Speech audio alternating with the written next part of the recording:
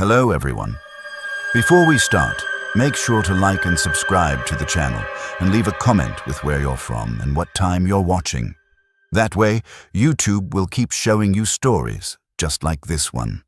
Now, let's begin.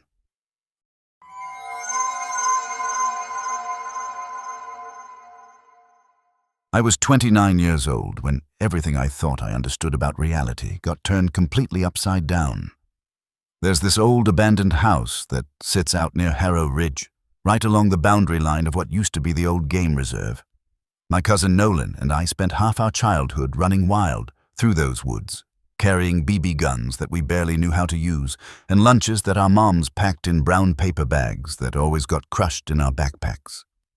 We'd come stumbling back home at sunset, covered head to toe in scratches from blackberry bushes, our clothes sticky with pine sap, absolutely convinced that we were expert trackers who could read every sign the forest left behind. The house, we always called it the Vero place, though nobody could ever tell us who the Veros actually were or when they'd lived there. It was this sagging two-story structure that looked like the woods were slowly digesting it, reclaiming it piece by piece. The thing is, everybody in our small town knew about that house. It was one of those local landmarks that gets mentioned in passing, that appears in the background of old stories. But despite all that familiarity, nobody actually knew anything concrete about it. Some of the older folks would say it belonged to the Vero family, but when you pressed them for details, asking who these Veros were or where they'd gone, you'd just get vague shrugs and half-remembered rumors that never quite added up to anything solid. That house had been boarded up since before I was born, sitting there in the same state of suspended decay for decades. It never got fixed up, never got torn down, never quite finished collapsing. It just existed there in this strange liminal state, like it was patiently waiting for someone to finally notice it, to finally pay attention to what it really was. Nolan came down from Asheville in early December that year. He was in the middle of one of those burnout periods that seem to hit everyone in their late 20s, when you suddenly realize the career path you've been following doesn't actually make you happy. He was restless in that particular way that makes people do impulsive things, bouncing off the walls of my apartment, going through a case of Miller Lite most nights while we stayed up late watching whatever was on Netflix and not really paying attention. 2 days into his visit, he started bringing up the Vero place. He'd remembered it from our childhood adventures, and somewhere in his restless mind, he'd gotten this idea that it would make the perfect subject for a photography series he was planning.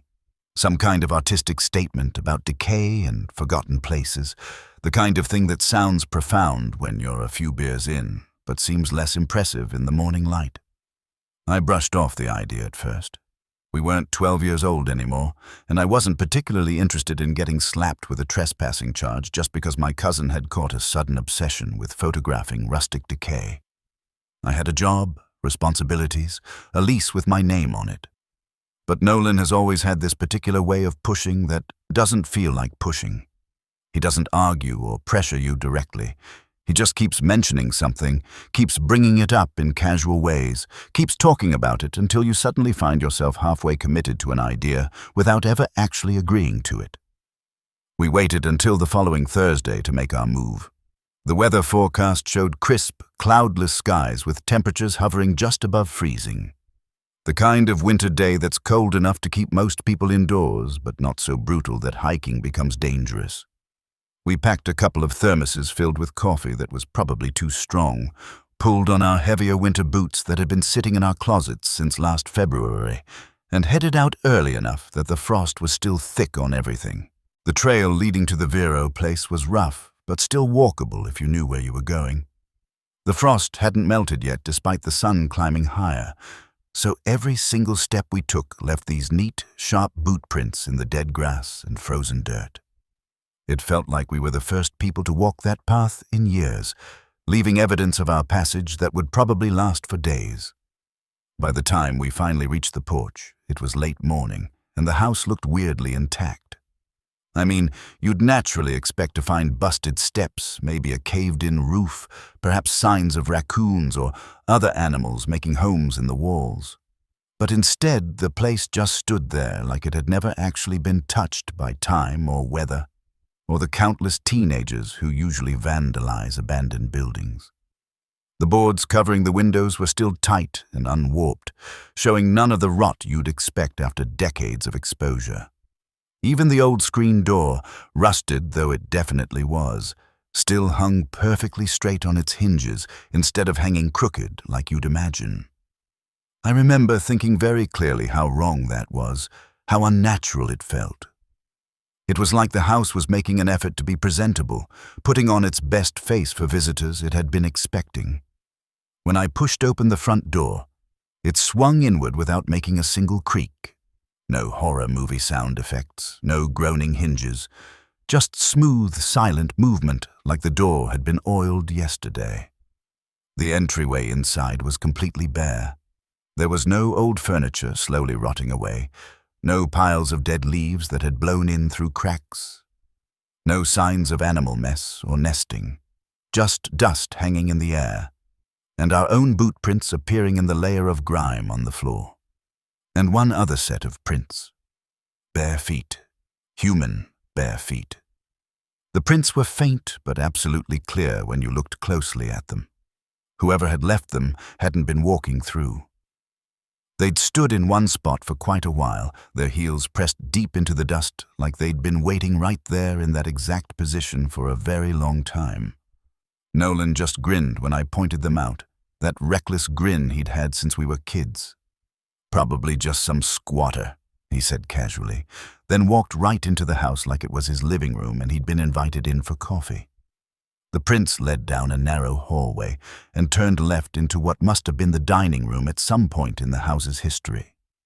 The boards on the windows made everything dim and shadowy, but light leaked through in these thin slashes that created stark patterns on the floor. The floorboards dipped slightly in the middle of the room, sagging from age and water damage. The wallpaper was peeling away from the walls, curling at the edges like dried-out paper that would crumble if you touched it. And on the far wall, this was what really got under my skin, there was a mirror still hanging there, still unbroken despite everything. But the glass was cloudy, aged in a way that seemed wrong, like it had been aging in a different timeline than everything else in the room. I walked over to it out of pure habit. I work in renovations, so I've seen my fair share of warped old mirrors in houses that have been abandoned for years. But this one was different in a way I couldn't immediately explain. When I looked into it, it didn't reflect the room we were actually standing in. In the reflection, there were no boards covering the windows. Instead, I could see frost-covered glass, clear panes showing a winter scene outside. And when I breathed out, I saw the fog from my breath in the real air in front of me, but there was no fog in the reflection. My breath wasn't appearing in the mirror. Before I could even begin to process what that might mean, Nolan yelled from somewhere deeper in the house. His voice was excited, echoing strangely in the empty rooms. "There's a second stairwell back here." I left the impossible mirror behind and headed toward the sound of his voice, following it through a doorway into what had once been the kitchen. The room was stripped completely bare. No stove, no sink, just broken counters and a weird, unnatural amount of cleanliness. I mean, the walls actually looked like someone had recently wiped them down with a cloth. There was no mold growing in the corners, no trails from rodents, no smell of decay or animal waste. In fact, the room didn't smell like anything at all, which somehow felt significantly worse than if it had smelled terrible. We found the stairs tucked behind what used to be the pantry. They were narrow and steep, with no railing to hold on to for safety. I followed Nolan up with one hand pressed against the wall for balance, my heart beating faster than it should have been from just climbing stairs.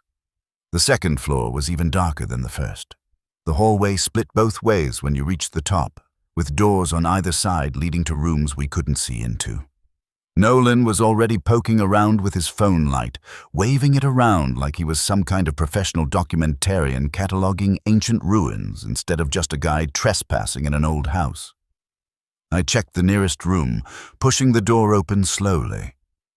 The floor was covered with clear plastic sheeting, the kind you'd use for painting or protecting surfaces during renovation work. It was laid down tight at the corners, like someone had taken their time doing it properly, smoothing out all the wrinkles. In the center of this plastic-covered floor sat a single metal folding chair, its legs dusted with what looked like dried mud. That was it. Nothing else in the entire room. The next room was exactly the same. Plastic sheeting, metal chair, dried mud on the legs. No other signs of life or purpose. By the time I checked the third room and found the identical setup, my skin was starting to crawl with a feeling I couldn't quite name. It wasn't fear exactly, more like a deep wrongness, like I was seeing something that violated rules I didn't know existed. I went back out into the hallway and told Nolan that we should leave. I kept my voice even and calm, but I was gripping the edge of my jacket hard enough to feel the seams pressing into my palm, hard enough that my knuckles were probably turning white. He didn't argue with me, which should have been my first warning that something was off. Instead, he just said quietly, "Do you feel that?" He wasn't wrong. There was definitely something strange about the atmosphere in that hallway. It wasn't warmer exactly, but there was a change in pressure or density or something I didn't have words for. It was like the kind of heavy stillness you feel when you close a thick, insulated door behind you, cutting yourself off from the world outside. My phone still showed the time as 11:32, exactly what it had shown 10 minutes ago. No signal bars, no update to the clock, just frozen at that same time. I turned toward the stairs again, ready to get out of that place, but something looked off, wrong in a way that made my stomach drop. The hallway behind us felt longer than it had been before. I squinted, trying to measure the distance between doors with my eyes, trying to make it make sense. I had just come out of the third room, but now when I looked back, it appeared to be 5 doors back instead of just 1 or 2. I told Nolan again, more firmly this time, that we needed to leave right now. He nodded in agreement, but then he pointed upward at the ceiling. "Just 1 shot from the attic," he said. "There's no attic," I told him, my voice sharper than I intended. He pointed again at the ceiling above us. There was a square outline that I absolutely hadn't seen before, with a pull-down ladder folded up inside it. I would swear on anything that it hadn't been there 30 seconds ago. "I'll be quick," Nolan said, already reaching up for the cord. The ladder came down too smoothly, too easily. No shower of dust, no screeching of old hinges, just smooth, silent movement like it had been lowered yesterday. Nolan climbed up a couple of rungs and then paused, looking back down at me. "Come up right after me," he said, and his tone wasn't joking anymore. I waited a second, every instinct screaming at me to grab him and pull him back down, but then I followed him up anyway, because that's what you do when it's family. The attic wasn't what you'd expect from a decades-old abandoned house. There was no insulation falling from the rafters, no boxes of forgotten belongings, no cobwebs draped across everything. Instead, there were just smooth plywood floors that looked almost new, a row of filing cabinets standing against one wall, and a metal cot frame with no mattress sitting in the corner. Nolan went straight to the filing cabinets like they were calling to him. I stayed near the hatch we'd climbed through, barely moving, my palms slick with nervous sweat despite the cold. "These are full," Nolan said, his voice strange and hollow in the enclosed space. He opened one of the drawers. Inside were folders, dozens of them, all labeled in neat handwriting and organized by date. I walked over slowly, reluctantly, and read a few of the labels. The names didn't mean much to me at first, just random names that could have belonged to anyone. Then I saw one with our grandmother's surname. Then another with Nolan's last name written in that same careful handwriting. Then one with my name on it. First name, middle name, last name, all spelled correctly. "Nolan," I said, my voice barely above a whisper. But he'd already opened the folder with my name on it. Inside was a single piece of paper with a note written in block letters. The message was short, just a few words. "Observed. Time uncertain. Await return." That's when I grabbed his arm hard enough to hurt, and we both climbed down the ladder as fast as we could move. The house felt different when we reached the second floor again. It felt quiet and still in a way that suggested it had settled into itself, like it had accomplished something and was now waiting patiently to see what would happen next. At the bottom of the stairs, I turned back to look up at the second floor one more time. Every single door we'd opened was now closed. Not just pushed to, but closed completely, shut cleanly and tightly like someone had gone through and carefully closed each one. We definitely hadn't touched those doors on our way down. I asked Nolan if he'd noticed, if he'd somehow closed them without me seeing. He just muttered, "I didn't pull down that ladder." We stepped outside and the world had changed.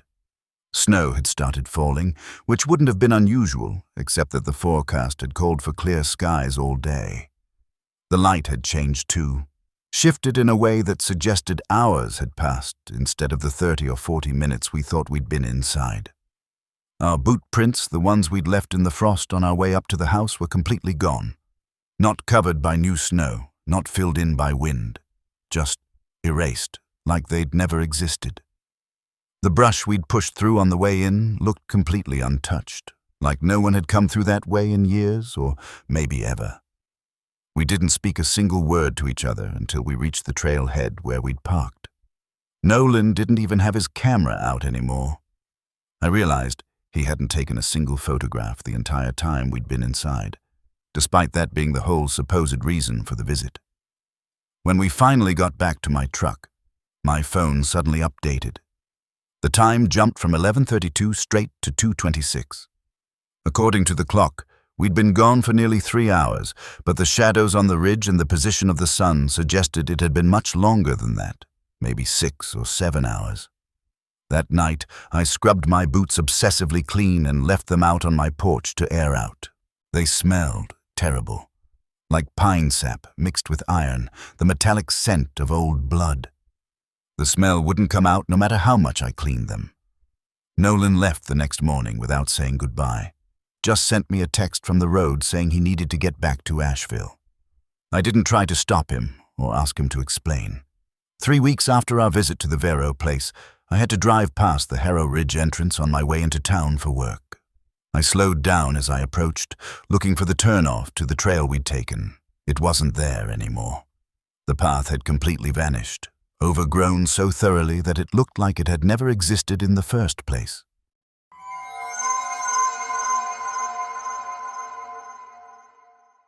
Curtis was staying with me over winter break, crashing in my spare bedroom for what was supposed to be just a few days, but had stretched into nearly 2 weeks.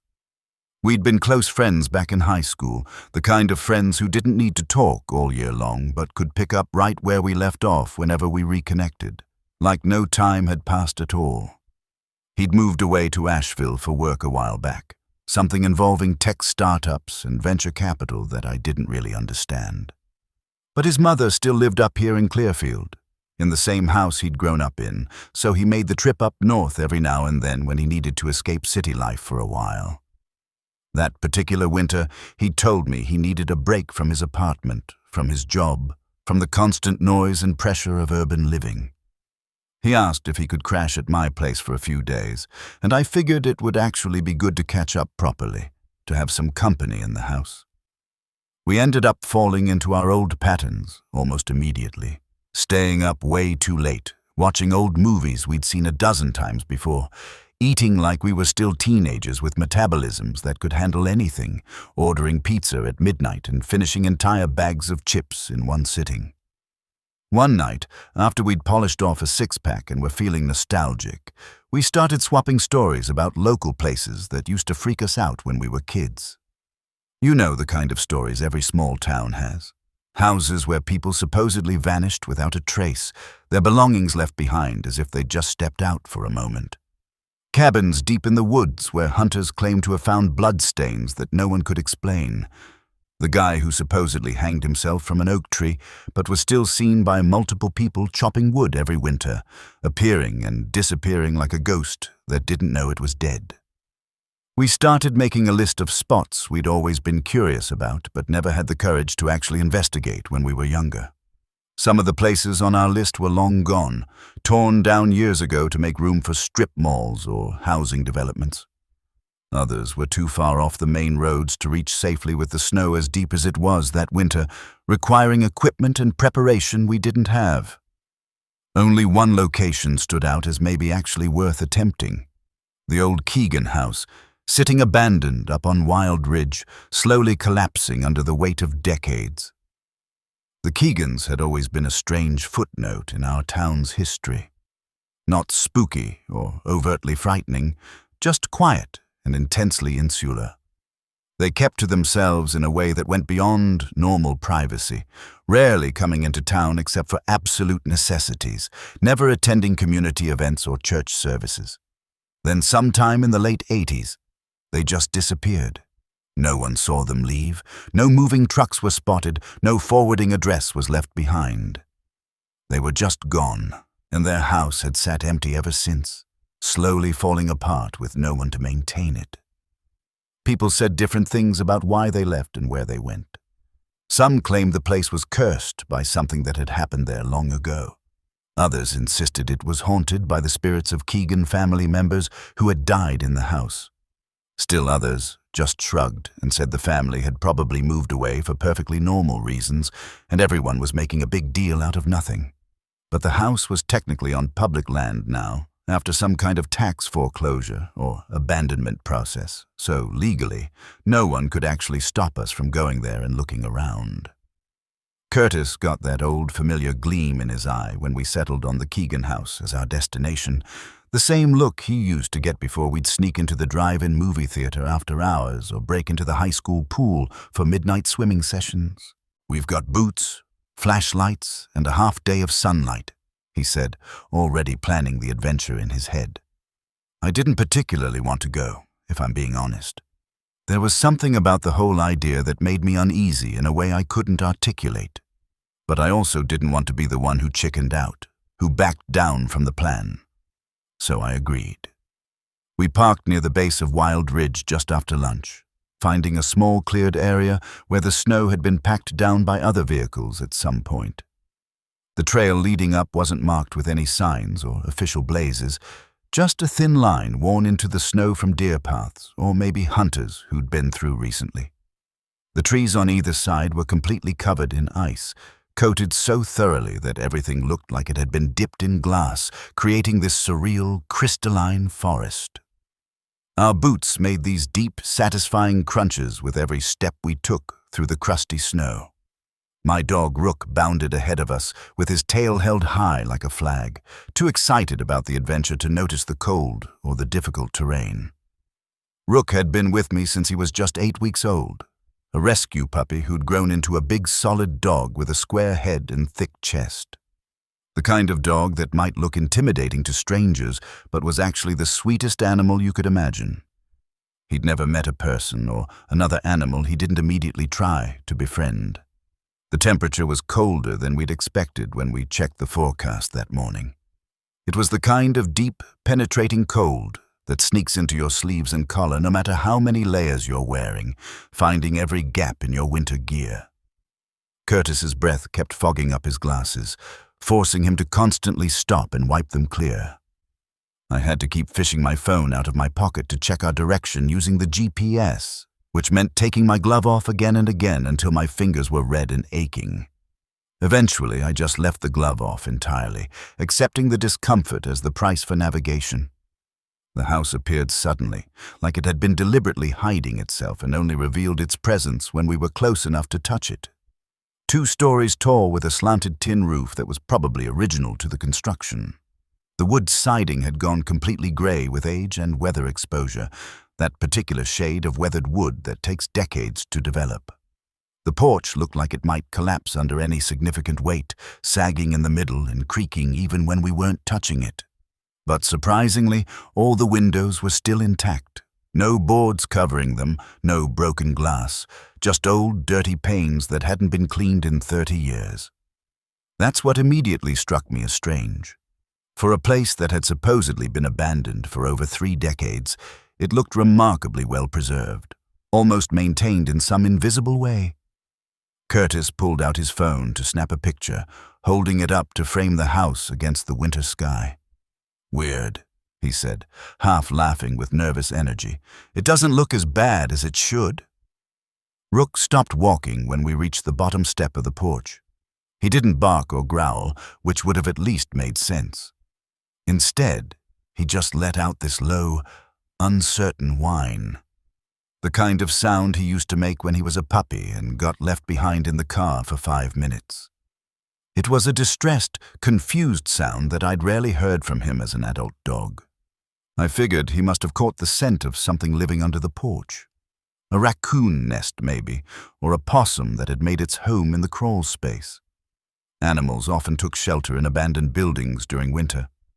We stepped up onto the porch, and the wood groaned loudly under our weight, but it held without cracking. The sound echoed strangely in the cold air, seeming louder than it should have been. Inside, the air was dry and intensely cold, even colder somehow than the temperature outside. There was dust covering everything, but not the thick, undisturbed kind you'd expect. It was more like a soft, even coat that looked like it had been recently distributed somehow, too uniform to be entirely natural. The house had that heavy, oppressive smell that old buildings develop. Not quite rot, not quite decay, just aged fabric and stale wood with a hint of something sour lurking underneath it all. But you could tell from the layout and the remaining furniture that this had been a real home once, a place where people actually lived their lives. The interior looked frozen in time. There was a couch with faded upholstery, an upright piano with yellowed keys sitting against one wall, several pictures still hanging on the walls, family portraits, most likely the Keegans themselves, staring out from behind dusty glass. One of the frames had been knocked sideways, tilted at an angle like someone had brushed past it in a hurry, and never bothered to straighten it. A calendar hung by the stairs, still showing whatever month it had displayed when the family left. Curtis pointed at it and grinned, trying to lighten the oppressive mood. "December 1987, he read aloud. "We moved down a narrow hallway toward the back of the house. There were 2 doors at the end of the hall, one sitting slightly ajar, and the other shut tight with a brass key still sticking out of the old lock. I nudged open the door on the left, pushing it slowly with my fingertips. It was clearly a child's bedroom, frozen in whatever state it had been left in decades ago. The wallpaper showed faded flowers that were curling off the walls in long strips. There was a metal bed frame with a lumpy, stained mattress. Toys were scattered in a half-hearted line across the floor, like a kid had been playing and then suddenly stopped in the middle of arranging them. In the corner, a single winter boot leaned against the wall at an odd angle, like someone had been halfway through the process of getting dressed and then just walked away. Rook refused to follow us into the room. He stayed firmly in the hallway, his eyes fixed on the closed door with the key in it, his tail lowered and his whole body tense with an anxiety I'd never seen in him before. That wasn't like him at all. He was usually fearless, happy to explore anywhere. Curtis stepped over to the closed door and gave the knob a little knock with his knuckles. He asked, looking back at me. I didn't answer because I suddenly felt certain it wasn't a pantry. The room behind that door felt wrong in a way I couldn't explain. Not dangerous exactly, just utterly still. Too still, like the air itself had stopped moving decades ago and had been waiting ever since. When I looked out of the window of the child's room, I realized we were facing a sharp drop-off, a ridge that fell away steeply to a rocky creek bed at least 30 feet below. There were no trails visible, no signs of any movement or life. There was absolutely no way anyone could have been getting in or out of the house from this direction. Then we heard it. A sound coming from the other side of that locked door. Not a knock, not a voice. More like pressure, like weight shifting very carefully. Then the softest creak of old wood settling. The brass key in the door turned slightly, just a few degrees, like someone on the other side had very gently brushed past it or was carefully trying to turn it from the inside. Curtis gave me this sideways glance, his expression caught between amusement and genuine unease. He asked quietly, Rook growled, and it wasn't a playful sound. It was short and deep, coming from somewhere primal in his chest. A warning, a sound that said danger was present and we needed to pay attention. I whispered back urgently, "Don't turn around." Curtis opened his mouth to ask why, but then I pointed at the door. The key was turning again, more deliberately this time.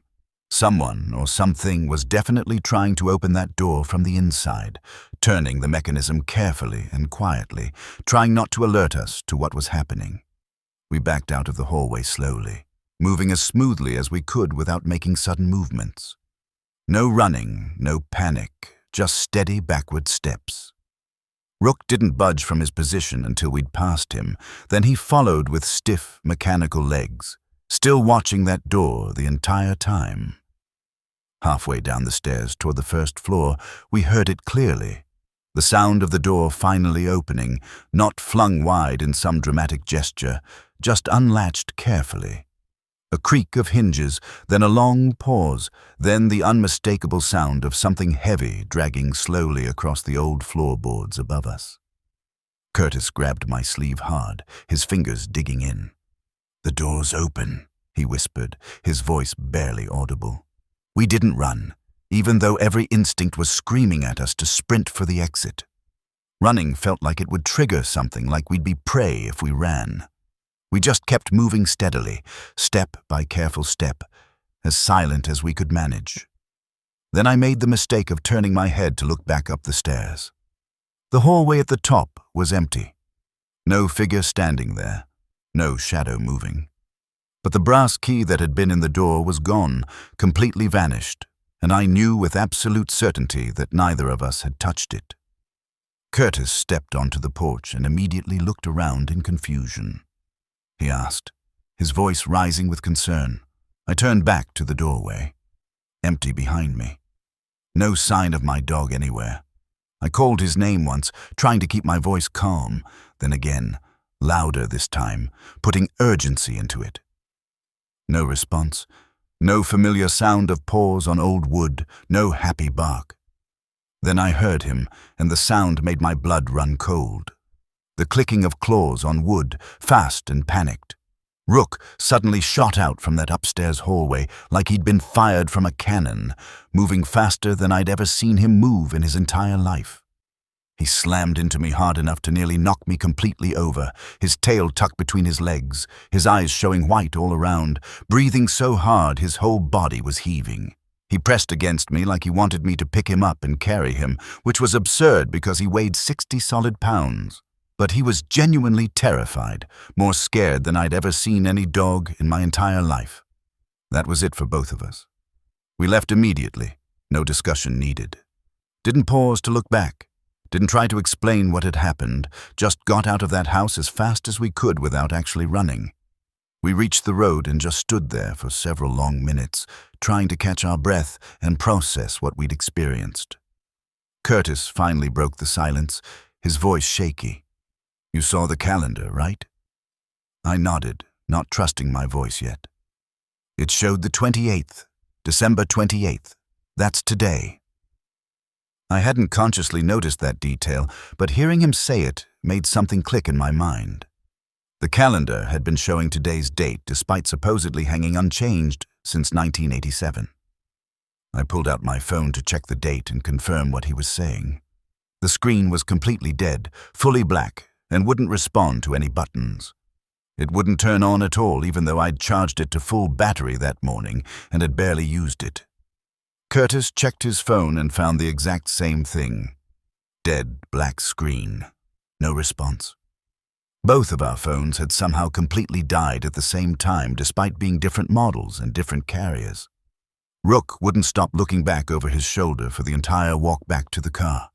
Even once we were finally inside the vehicle with the engine running and the heat blasting, he sat rigidly between the front seats, facing backward, watching through the rear window like he expected something to follow us. We didn't go back. I've driven past that trail entrance twice since then.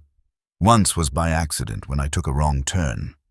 The second time was deliberate, driven by morbid curiosity and a need to prove to myself that it had really happened. But I never stopped, and I definitely don't look up toward the ridge anymore.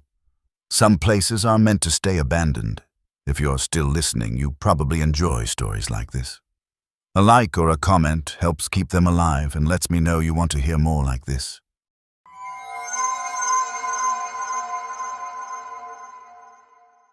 I was 27 years old when I took a couple of days off from work and made the drive back to my hometown to help my cousin Mira move out of her rental house before the holidays arrived. She'd been accepted into grad school down in Georgia and wanted to get everything cleared out before the spring semester started. We'd grown up just a few miles from each other in a patch of hills near Route 46, the kind of rural area where roads are gravel instead of paved and mailboxes are dented from bored teenagers driving around with baseball bats. It's the kind of place where you can go literally hours without seeing another car pass by. Most people still leave their doors unlocked at night because crime just isn't something that happens there. Some of our neighbors still have actual landlines installed in their homes. And I'm not talking about the nostalgic vintage phones people buy for decoration. I mean actual rotary dial phones plugged into wall jacks, the old Bell system infrastructure still functioning, because cell phone service out there is so unreliable that it's basically useless. Mira had been living in this single-story rental for about 2 years. It wasn't anything special or noteworthy, just a plain beige house with a carport attached, the kind of simple structure that was probably built quickly in the 1980s. It had no weird vibes, no history of strange events, no unusual neighbors, just a normal, boring rental house. But the property next door had always been an entirely different story. That house sat noticeably lower on the slope, kind of sunken into the hillside like it was slowly being swallowed by the earth itself. Trees had crept up around it over the decades, surrounding it so thoroughly that it looked like the woods were actively trying to reclaim it and pull it back into nature. Nobody had mowed the yard in years, maybe decades. There were no curtains visible in any of the windows, and most of those windows were broken anyway, just empty frames with a few shards of glass still clinging to the edges. The roof sagged dramatically in the middle, bowing under its own weight. Some parts of the siding had just disappeared entirely, either ripped off by wind or rotted through and fallen away, leaving exposed framework underneath. Every kid who grew up in our town knew about that house. We all called it the Shell, which we thought was pretty clever when we were young. It didn't look abandoned in the typical haunted house where you see in movies. There was nothing overtly spooky about it. It was just vacant, hollow, like something that had once been alive had been completely scraped out of it, but the empty shape remained behind. The land records at the county office said the property still technically belonged to the same family who'd originally owned all that land, going back generations. But nobody actually lived in it, and nobody ever came around to tear it down or maintain it either. It just sat there waiting, slowly decaying, but never quite finishing the process of falling apart completely.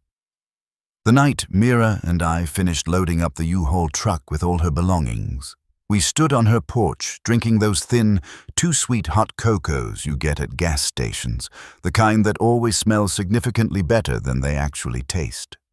The air was quiet in that particular way it gets during snowfall, just the soft hiss of flakes falling and building up in the glow cast by her porch light. Mira gave me this look that was half tired and half amused, like she couldn't quite believe I was suggesting something so stupid. I shrugged, trying to appear casual about it, even though the idea had actually grabbed hold of me. "Come on, we're already right here." "Absolutely not," she said firmly. But then she sighed and handed me the flashlight she kept in her car. "It's in the glove box. Use that one, not your phone."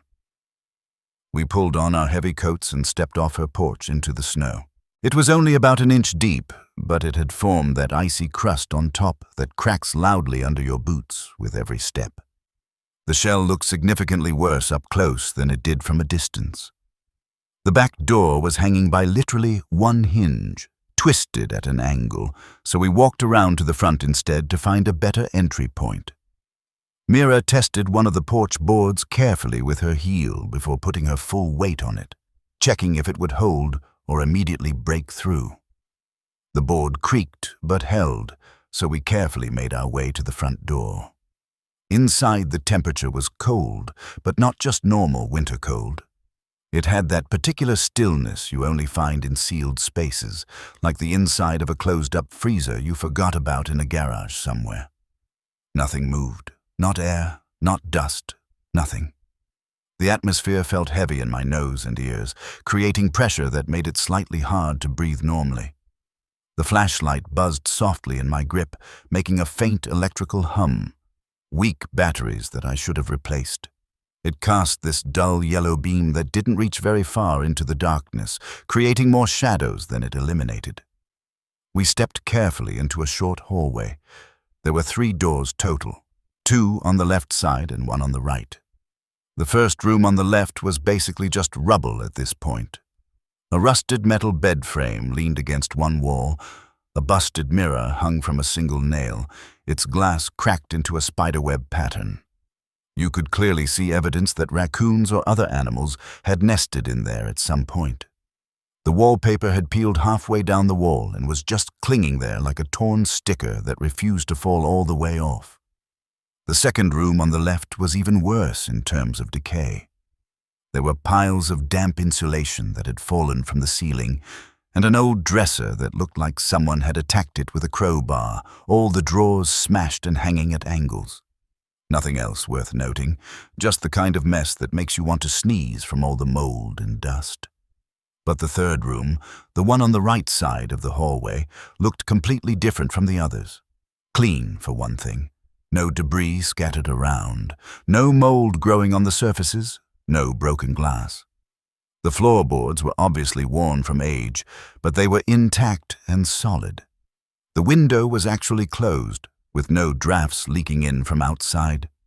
And in the exact center of the room, positioned to face the window directly, sat a plain wooden chair. Not broken, not covered in decades of dust. Just sitting there like it belonged, like someone had carefully placed it in that specific spot for a specific reason. Draped over the back of the chair was a gray wool coat. Not antique-looking, not interesting or unique, just completely ordinary. The kind of generic coat you'd grab last minute from a clearance rack at a department store without thinking much about it. That ordinariness was exactly what made it feel so profoundly wrong and out of place. That coat absolutely did not belong in an abandoned house. Mira stepped up beside me, her voice dropping to almost a whisper. "That's not from this house," she said quietly. "Nope," I agreed, unable to look away from it. She leaned forward slightly and reached out to touch the coat lightly with her fingers, barely making contact. Then she paused, her hand hovering. "It's warm," she said, disbelief clear in her voice. I blinked, not sure I'd heard correctly. "I'm completely serious. Feel the lining. It's warm." I reached out reluctantly and brushed my fingers across the fabric. She wasn't wrong or exaggerating. The coat didn't feel cold like everything else in the house. It held warmth, body heat, as if someone had been wearing it recently and had only just removed it moments before we entered the room. We both froze completely when we heard the sound. A faint creak from somewhere behind us, from deeper in the house. Not loud or dramatic, not sharp, just barely enough to be noticed. It sounded exactly like the noise an old house makes when it shifts and settles, boards expanding or contracting with temperature changes. Except we were standing at the end of the hallway. There was no attic space above us based on the roof line. There was no basement below us based on the foundation. Nothing should have been capable of making sound behind that wall. The flashlight flickered slightly in my hand as I scanned the beam across the wall paneling beside the chair. That's when I saw it, almost perfectly hidden in the grain of the wood. A narrow vertical slit running from floor to ceiling, no wider than my palm. There was a small latch mechanism at the top and a little circular hole where a doorknob might have once been attached. If you weren't specifically looking for it, you would walk right past it without ever noticing it was there. Mira's hand closed around my arm, her fingers gripping tight. "Don't open that door," she said urgently. I nodded in agreement. Then I reached out and opened it anyway, because apparently I'm an idiot. The hidden door didn't move at first, swollen in place from years of humidity and neglect. Then it suddenly jerked loose and creaked inward with a sound like splitting wood. A rush of cold air hit my face immediately, so much colder than the already cold house that it felt like I'd opened a freezer. I raised the flashlight with a shaking hand and saw more space extending beyond the doorway. A whole room that couldn't possibly exist based on the exterior dimensions of the house. It extended deep into space that should have been outside, past where the exterior walls were located. The walls of this impossible room were covered in the same wood paneling as the hallway. The floor had faded blue shag carpet that was matted down and discolored with age and stains. The air smelled intensely musty, but not quite dead, just profoundly old, like it had been sealed away from the world for decades. And at the far end of this room, maybe 20 feet in from where we stood, was a second chair. This one was occupied. A man sat in it, perfectly still and upright, his arms resting on his thighs and his boots planted flat on the floor like he was a mannequin that had been carefully arranged in a sitting position. The beam of my flashlight hit his face directly. He didn't move, didn't react to the sudden light at all. His clothes looked modern and clean. Gray work pants, flannel shirt buttoned all the way up, leather boots that still had polish on them and looked well maintained. His head was tilted slightly to one side, just enough to register as odd, like he'd been waiting for someone to finish speaking and had frozen in that position of attention. But I didn't move. I couldn't. I was frozen in place, staring at this impossible scene. Then I took one step forward into the hidden room, drawn by horrified curiosity. That's when his eyes opened. Not startled, not suddenly. They just opened smoothly and calmly, like he'd been awake the entire time and had simply been waiting patiently with his eyes closed. His gaze locked directly onto the flashlight beam, tracking it. No squinting from the brightness, no flinching, no reaction to the light hitting his eyes. Just staring with complete focus, unblinking, inhuman in his stillness. My throat went completely dry. I stepped backward and he stood up in response. No lurch, no visible effort, no natural human movement, just smoothly, from sitting to standing in one fluid motion. Mira grabbed my jacket with both hands and physically yanked me backward. She shouted. We didn't look back even once. We slammed through the front door, stumbled across the porch, ran through the snow. Mira slipped once on the porch steps, going down hard on her hands, her palms scraping against the rough concrete. We scrambled up and kept moving, piled into her truck and locked every door with shaking hands. We sat there with the engine running, our chests heaving as we tried to catch our breath, our eyes locked on the dark silhouette of the shell. No one followed us out, no face appeared at any window, but we stayed parked right there for a long time, too terrified to move. Long enough that the windshield started fogging up and then frosting over again from our breath and the outside cold. Long enough that my fingers went completely numb inside my gloves, even with the heat blasting. Eventually, when nothing continued to happen, we drove down to the gas station at the intersection about 2 miles down the road and parked directly under the bright lights. We stayed there until sunrise, sitting in silence, watching the shadows gradually shorten as dawn approached and the snow finally stopped falling.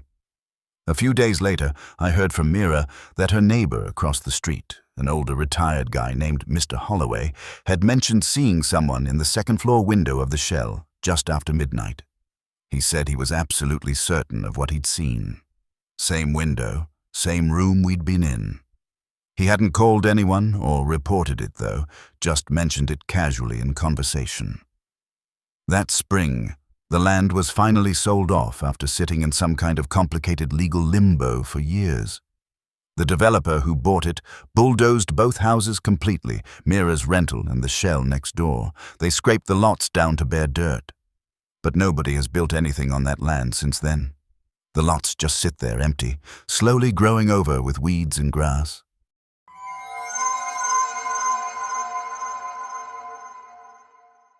My cousin Silas had stumbled across this old plat map during one of his deep research dives into rural property archives. The kind of obscure historical documentation that most people don't even know exists. This particular map marked 4 structures along what had once been a logging road way out near Caraway Hollow in Darnell County, deep in terrain that had been essentially abandoned for decades. 2 of the buildings marked on this old map didn't show up at all on any modern satellite imagery, which immediately made them much more interesting to Silas's mind. The other 2 structures did appear in satellite photos, but showed obvious signs of severe decay, just collapsed roofs and barely visible outlines among the dense trees. Silas was the kind of person who got genuinely excited about forgotten corners of the map, places that had fallen out of memory and official records. He loved finding half-erased names on old documents and tracking down locations that no longer technically existed. We borrowed a 4-wheeler from a guy Silas knew who lived out that way. It already had snow chains fitted to the tires, which was lucky because the terrain we were heading into would be impossible otherwise. We packed light for the expedition, just a couple of thermoses filled with coffee, thick winter gloves, and 2 of those expensive high-lumen flashlights that can cut through fog and darkness. We didn't pack any food, which turned out to be a significant mistake. But at the time, we figured we'd be back in civilization within a few hours at most, so it didn't seem necessary to bring supplies. The first structure we came across was barely recognizable as having once been a building. It was just a skeleton of its former self. You could tell from the layout that it had once been a house. 4 corners, remnants of a little porch, a chimney that was slanted and completely covered in thick moss. But there wasn't much actually left. The roof had folded in on itself completely, and the walls were bowed outward like a cardboard box that had been left outside in heavy rain and had lost all structural integrity. We stopped anyway, cutting the engine to look around. Silas snapped some photos with his phone for his documentation project, and I poked around in what used to be the kitchen area. I found a few cracked plates that were actually frozen into the dirt, embedded so thoroughly that I couldn't pull them out without breaking them. The second structure we located wasn't much better in terms of condition, but it had one room that was still standing upright. It looked like it might have been a shed or maybe a canning space where people processed and stored food. There was nothing inside except a broken chair and a bucket filled with something so rusted and corroded that it was completely unrecognizable. We didn't stay there long. The place didn't have anything interesting to document or photograph. The third building was located farther uphill, past this sharp bend where the old trail split between 2 ridges. When we came around that bend and saw it, the structure looked immediately and obviously different from the other 2. This one was actually intact. Not pristine or well-maintained, but definitely holding its shape after all these years. The structure was maintaining its integrity against time and weather. Silas grinned widely when he first spotted it, clearly pleased with the discovery. He said it looked like it belonged in a ghost story, but meant that as a compliment. He speculated that it might have been a hunting cabin or maybe a logger's halfway stop, a place where workers could rest during long days in the forest. The wood siding had faded to that particular shade of silver gray that only comes from decades of exposure to weather. A couple of the windows had been blocked with mismatched boards, like someone had tried to patch them up using whatever scrap materials they happened to have lying around. The front door wasn't locked at all. It actually opened fast, swinging inward smoothly the moment I turned the knob, like the pressure inside the cabin was different from outside. I remember that moment very clearly because it felt wrong in a subtle way. Not threatening exactly, just off in a way I couldn't immediately place. Like walking into a room that should be warm and finding it inexplicably ice-cold instead. Inside, the cabin was somehow even colder than the winter air outside, which shouldn't have been possible. There was no insulation at all, just bare, weathered wood and a floor that slanted noticeably.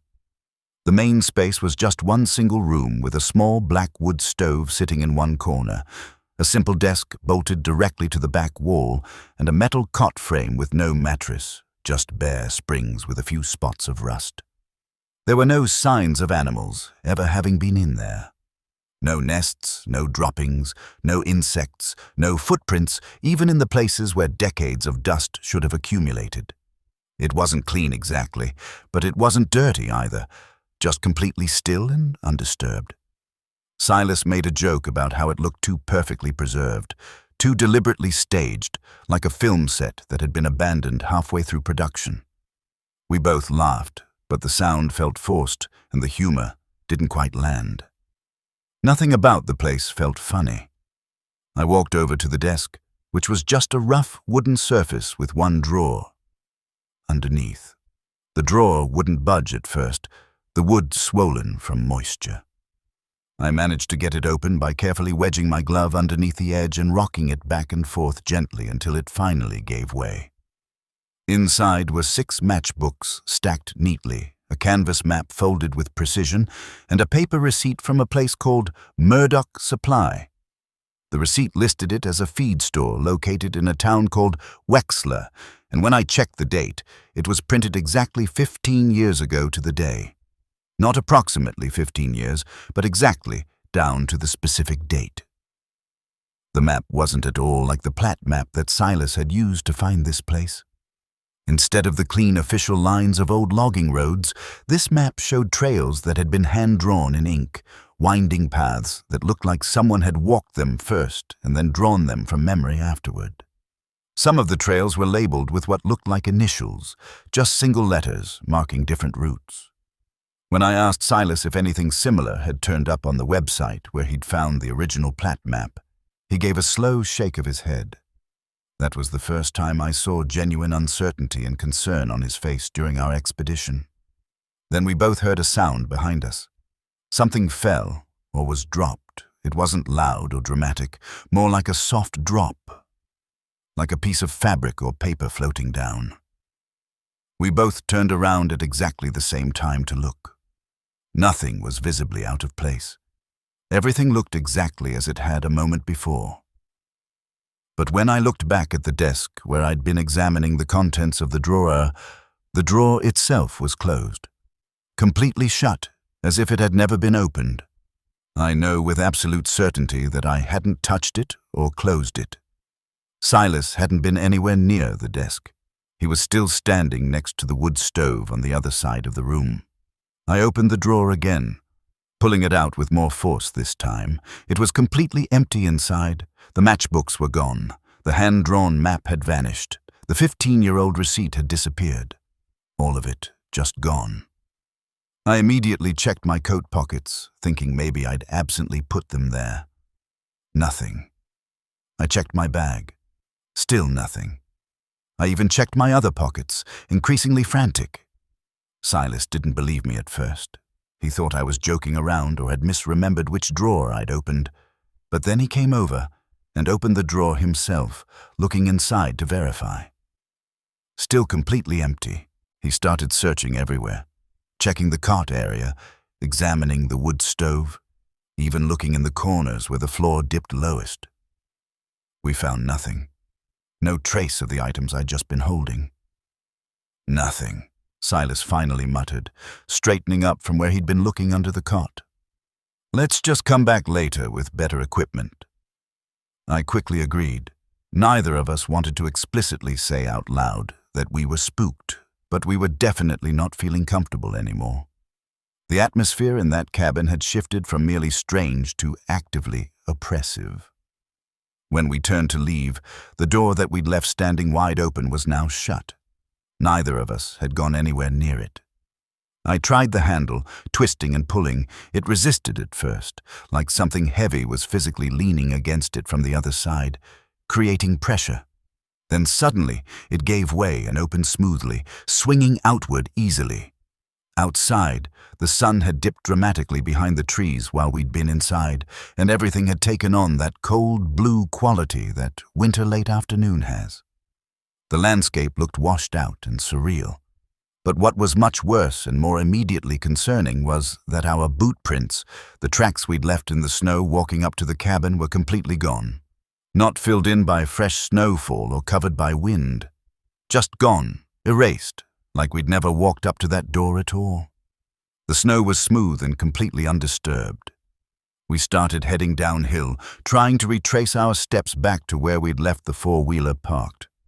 But when we reached what should have been the parking spot, the vehicle wasn't there.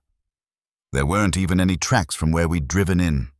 Just the rectangular impression in the packed snow where the tires had been sitting and a little ridge where the snow chains had compressed the surface.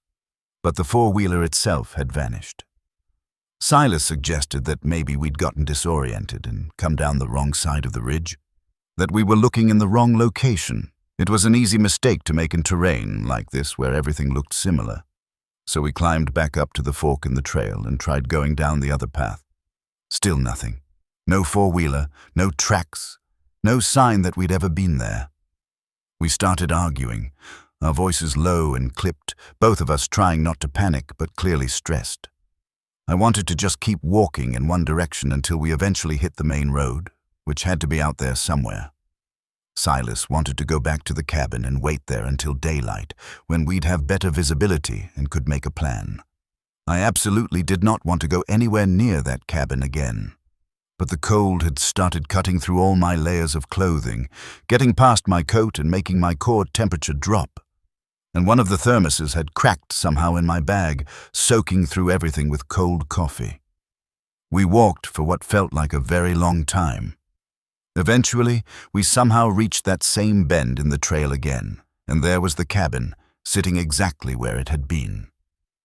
But something was different. The door was standing open much wider than we'd left it. Not the way it had been when we first approached, but wider, like it was inviting us in.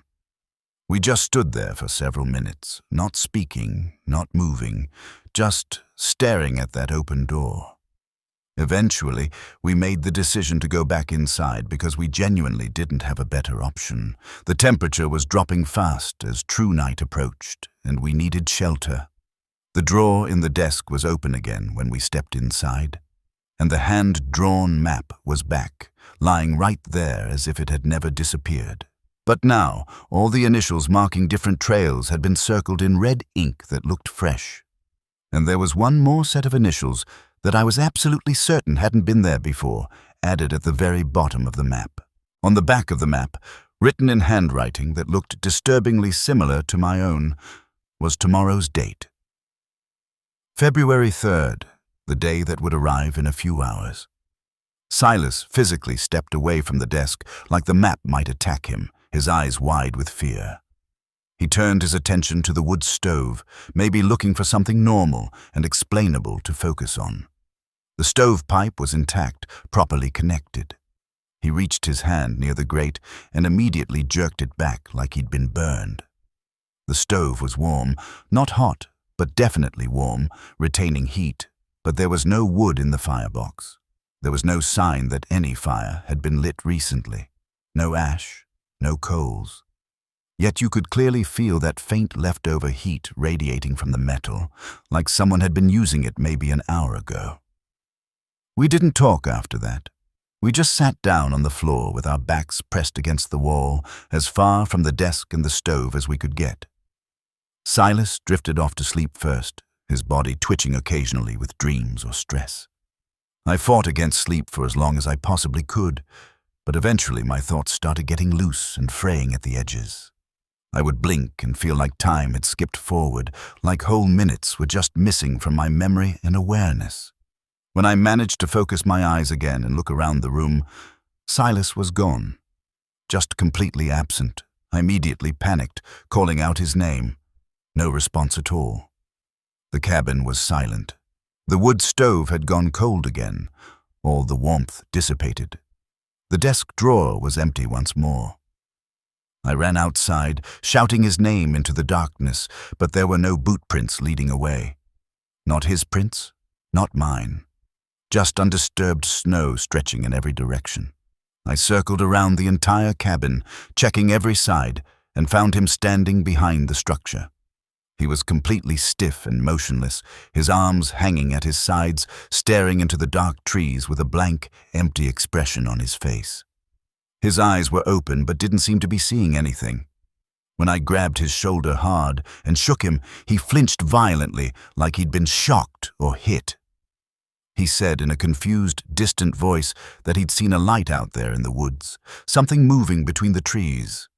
He tried to point toward where he meant, but his hand was shaking too badly. When I looked in that direction, there was nothing visible. No light, no movement, just darkness. He insisted he hadn't moved, that he'd been sitting against the wall inside with me the whole time. But when I checked, there were no boot prints in the snow behind him. None at all. He'd somehow gotten from inside the cabin to this spot behind the building without leaving any tracks. I told him firmly that we were done with this place, that we were leaving immediately, even if we had to guess which direction to walk. We weren't waiting for morning, weren't going back inside that cabin. We didn't speak to each other at all after that. We just started walking, maintaining a straight line as best we could. We kept turning back every few steps to keep the cabin in view behind us, using it as a reference point. After walking for maybe 10 minutes, the cabin disappeared from sight, blocked by terrain or trees. Then we crested a small rise and saw it again, but now it was closer to us than it should have been, like we'd been walking in a circle without realizing it. And there were curtains visible now in the window beside the front door. Heavy, dark curtains that absolutely had not been there before.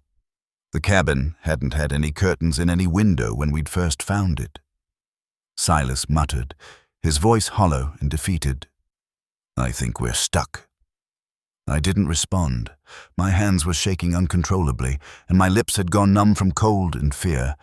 We picked a new direction and just kept walking, not looking back anymore, not trying to use the cabin as a reference point.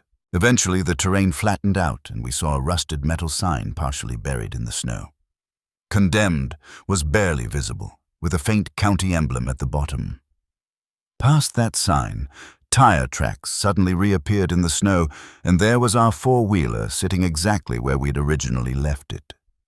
It was completely frosted over, like it had been sitting there for hours, but otherwise appeared untouched. We climbed on without saying a single word. We didn't talk during the entire drive back. We didn't look behind us, even once. I haven't seen Silas at all since that winter.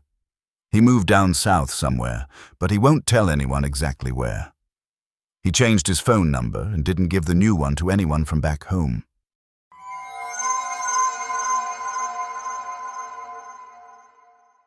We were working on this half-developed photography project that winter, trying to document forgotten and abandoned buildings scattered throughout the Appalachian foothills. We'd been focusing mostly on central North Carolina, occasionally dipping into parts of Tennessee and Georgia when the roads were clear enough to allow it. We weren't trying to get anything published or build professional portfolios. My friend Lennox had developed this vague artistic concept about lost spaces, and we'd just sort of rolled with the idea because it gave us an excuse to get out of town regularly and feel like we were doing something more meaningful than sitting at our normal desk jobs. Lennox handled most of the research side of things. He would spend entire evenings digging through online land surveys and old tax archives, looking for interesting properties that had fallen off official records. I handled the practical stuff, driving us to locations, climbing over fences when necessary, and carrying all the camera equipment, including the heavy tripod. It was about a week before Christmas when Lennox flagged a particularly interesting house for us to investigate. It was located outside Redfern County, way past the last properly marked road, maybe a half hour beyond where pavement ended and gravel began. The coordinates he'd found pointed to a plot that was completely boxed in by dense woods, and the structure itself hadn't appeared on any standard assessor maps since the late 1970s. Getting to the location turned out to be a slow, difficult process. We had to carefully navigate along this old gravel fire road that felt more like a hiking path than anything actually meant for vehicles. Within the first mile, the road had narrowed so much that tree branches were scraping against both sides of my truck, and the path was barely visible under overgrowth. Eventually, we just gave up on driving further and parked where we were. We hiked the rest of the way in on foot, pushing through brambles that grabbed at our clothes and ducking under tree limbs that clearly hadn't been trimmed or maintained in literal decades. The cold that day was absolutely brutal. There was no snow on the ground, but the temperature was well below freezing and the ground felt like solid sheet metal under our boots, frozen hard under just a thin crust of dry mud. We kept our gloves on for the entire hike, which took approximately 40 minutes of steady walking. At some point during the hike, the roof line of the structure finally came into view through a break in the brush and trees. The house was situated low in a natural gully, half swallowed by aggressive overgrowth that had reclaimed much of the clearing. It had a steep tin roof, a thick stone foundation base, and the kind of design that strongly suggested it had been built by hand rather than by professional contractors. What immediately struck me was the complete absence of any signs that people had been there recently. No visible tracks, no broken beer bottles, no remains of fire pits where teenagers might have partied. It genuinely didn't look like anyone had been anywhere near the place in decades, possibly not since whenever the original occupants had left. That absence of human presence actually made me more uneasy rather than less. Most of the other abandoned places we documented had been tagged with graffiti or trashed at least a little bit by vandals or curious explorers. But this house looked like people had actively chosen not to go near it, like there was some unspoken local understanding that it should be avoided. Lennox stayed outside to sketch the floor plan and make notes about architectural details, which was always more his interest than mine. I circled around the side of the structure and carefully climbed over the sagging edge of the porch to access the interior. One of the doors was hanging severely crooked on broken hinges, but I was able to push through with some effort. The interior was definitely very old, but surprisingly intact given the decades of abandonment. The parlor floor dipped at an alarm that made me want to avoid stepping on it, but the rest of the house seemed structurally sound. There were no obvious signs of roof collapse or animal nests. Remarkably, there was even still furniture inside. A few wooden chairs, a heavily scuffed table buried under brittle yellow newspapers, a half-destroyed dresser in one of the back rooms. It was one of those spaces where you instantly lose track of what year you're in, where time seems to have stopped at some point in the distant past. I started taking photographs, beginning with wide establishing shots and then zooming in on interesting textures, peeling paint, rusted hinges, the particular kind of decay that only comes with decades of time and absolute silence. I had just finished carefully framing a shot of the corner of the kitchen area when I heard this faint sound directly behind me. A single knock, soft and deliberate, like someone gently rapping their knuckle against a wooden wall. I spun around fast, my heart immediately racing, but nothing had visibly moved. There was no wind coming through the broken windows, no signs of animals. The kitchen floor was bone dry and clean. I waited there for several seconds, listening intently for any follow-up sound. Nothing came. I told myself it was probably just the wood of the old house shifting from temperature changes, settling as the day warmed up slightly. That's the kind of logical explanation you desperately cling to when you're standing alone in an abandoned building in the middle of nowhere. When I turned back to frame my next shot of the kitchen, something was different about one of the chairs. I was absolutely certain I hadn't touched it or even been close enough to bump it accidentally, but it had definitely moved several inches. It had been tucked neatly under the table before, and now it was angled slightly outward, positioned exactly like someone had just stood up from sitting in it and had forgotten to push it back in. I froze completely for a moment, waiting to hear some rustling or movement that would explain it. But everything remained dead silent and still. I took the photo anyway, documenting what I was seeing, and then quickly moved on to the next room. The back room was mostly empty, containing just a splintered bed frame and the broken dresser I'd noticed from the doorway. When I first stepped into the room, several of the dresser drawers were hanging open, tipped out at weird angles that made the whole piece of furniture look like a crooked, broken grin. I set my camera carefully on the dusty windowsill so I could switch out lenses, a process that took maybe 30 seconds of careful work to avoid getting dust in the camera body. When I picked the camera back up and turned around, all the dresser drawers were shut. Every single one was closed perfectly, aligned neatly like they'd never been disturbed at all. I know with complete certainty that I hadn't touched them.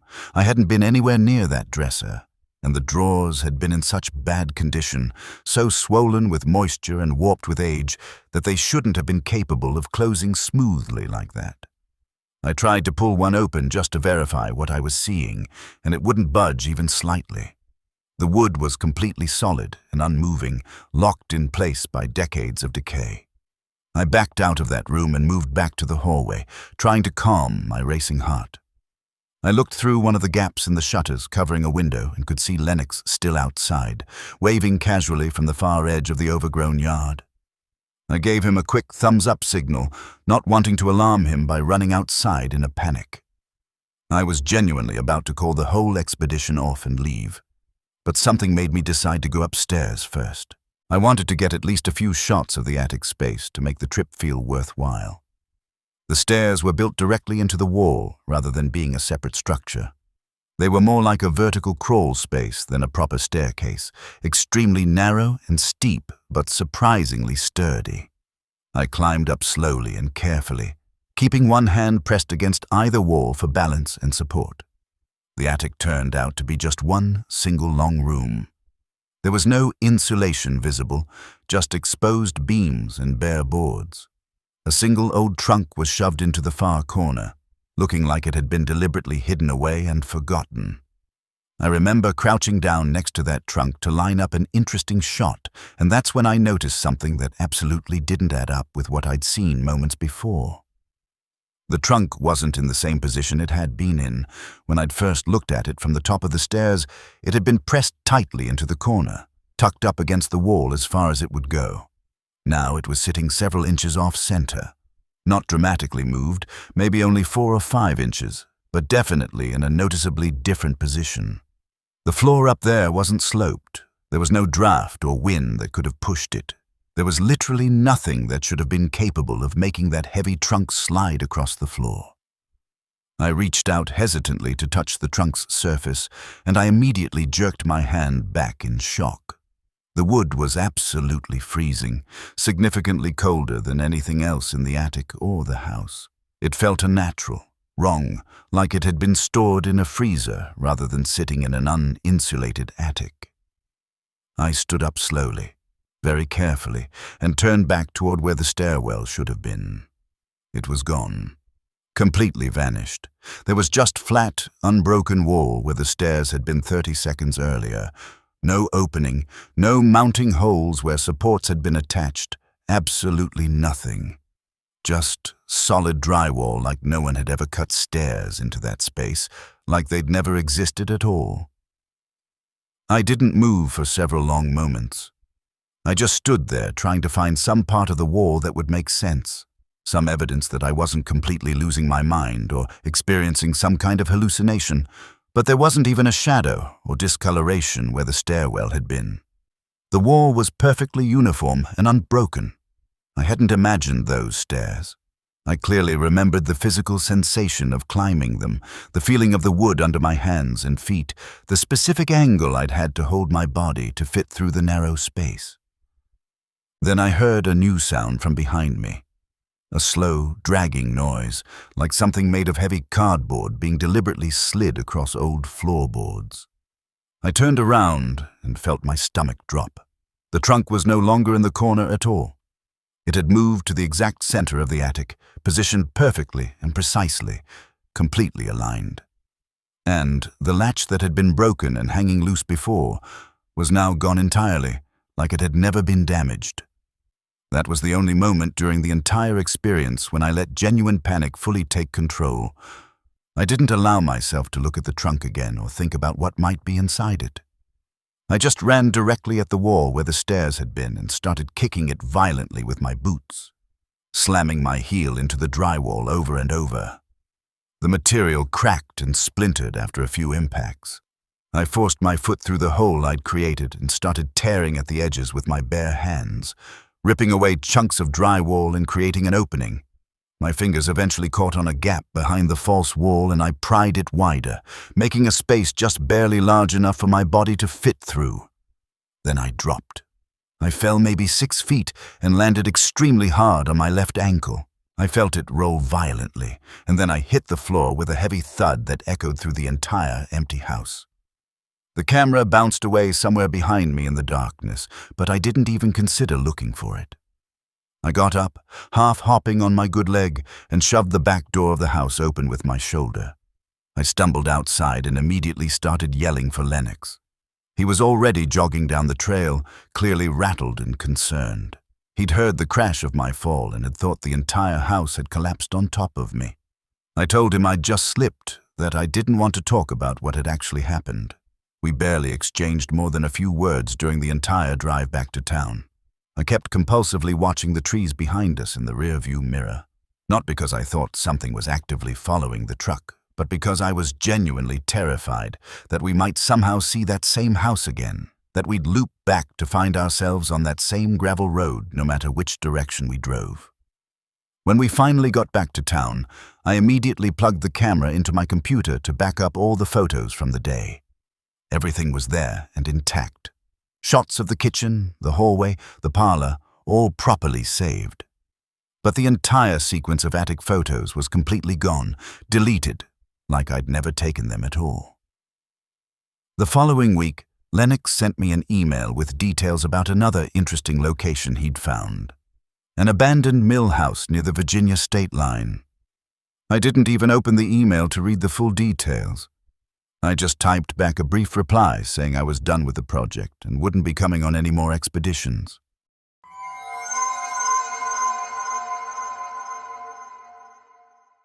My younger cousin Nash had just turned 16 years old that winter.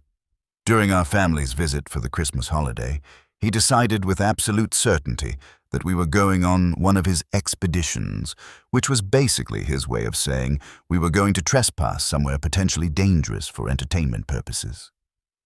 Nash lived with his parents out near Barlow Ridge in southern West Virginia, in an area where the land just keeps climbing steadily upward into increasingly dense woods until it reaches elevations where property lines and fences stop meaning anything. Every December, when our family made the trip to visit, Nash would inevitably find some new way to get himself into trouble. That particular year was absolutely no different. The only change was that this time, he wanted company for whatever scheme he'd developed.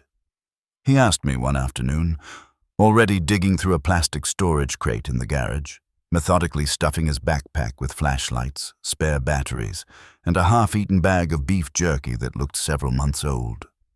I shook my head no, having no idea what specific location he was referring to. "There's this old house way up there," he continued, his eyes lighting up with excitement. "Old farmhouse, probably from the 1800s. Nobody's touched it in literal decades." He looked up at me with an expression like he was offering me access to hidden treasure. I genuinely wish I'd lied and said no. The snow had started falling that morning, beginning as just a soft, gentle drift. The kind of light snowfall that makes you think you still have plenty of time before weather becomes a real concern.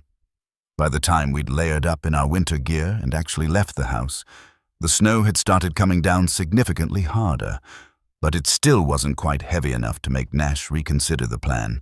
Nothing ever was when he got an idea fixed in his mind.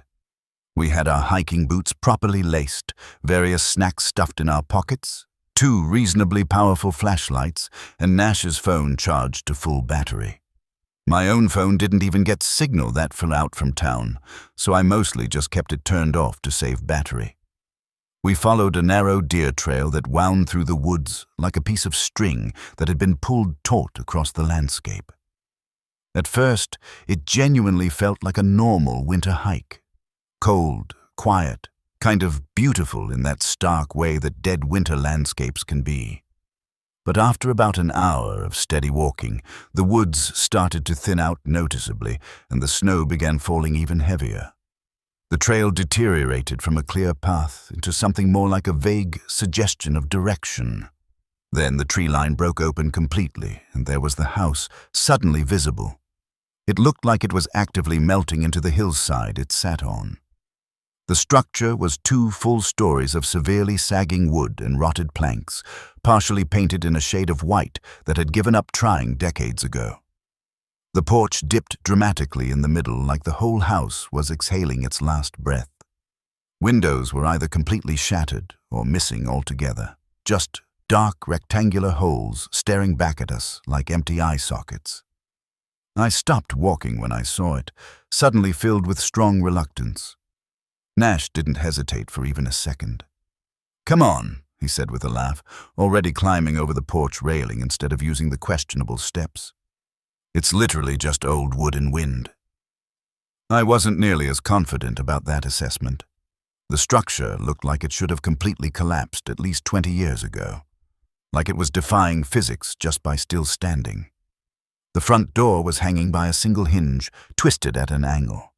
It didn't even produce a creak when Nash pushed it. It just sort of swung slowly open like it had been patiently waiting for us to arrive, offering no resistance whatsoever, no drama, just opening like a mouth. The interior was wrong in ways I couldn't immediately articulate. It wasn't the typical spooky abandoned house atmosphere you expect from movies. There were no groaning beams settling, no atmospheric creaking sounds. Instead, it was quiet in a way I genuinely never experienced before. It felt like sound itself didn't work properly inside that space, like everything audible got swallowed completely before it could reach your ears. The cold inside felt heavier somehow, more oppressive than outside. Our boots crunched loudly over a layer of frost that coated the floorboards in a thin, even layer. We didn't talk much, just walked through the downstairs rooms in heavy silence. The kitchen had been completely gutted at some point. One of the cabinet doors hung open, and inside was a single spoon, positioned like someone had left it there in the middle of breakfast 50 years ago and simply never returned to finish their meal. The upstairs level was significantly worse in terms of atmosphere. The walls had been stripped completely bare, with insulation poking out in clumps that looked like spider webs that had been soaked in oil. One of the bedrooms had a cracked mirror nailed directly to the wall, reflecting our flashlight beams back at us in dull, distorted ways. In the corner of one room sat a wooden toy chest, unusually small, like it belonged in a child's dollhouse rather than a real residence. I walked over and opened the lid carefully. There was nothing inside. But I don't mean it appeared empty in a normal way. I mean there was absolutely nothing visible inside at all, just pitch blackness. It was like staring down into a deep well, darkness so complete and absolute that it seemed to absorb light rather than reflect it. Something about the way that darkness sat inside such a small wooden box felt profoundly wrong. The interior looked too deep for the external dimensions, like the box was somehow larger on the inside side than the outside. I closed the lid slowly and carefully. Nash asked from the doorway. "Nope," I said. We moved on to explore more of the upstairs. Then Nash stopped abruptly at the far end of the hallway, standing in what used to be a bedroom, but was now just a completely bare room. No furniture, no glass remaining in the windows, just exposed bones of the structure. He was staring intently at the far wall. There was a drawing there, but not framed or on paper. Someone had drawn directly onto the wood wall itself, like they'd taken crayons and gone to work straight on the surface. The drawing style was childlike and sloppy, but all the figures were wrong in disturbing ways.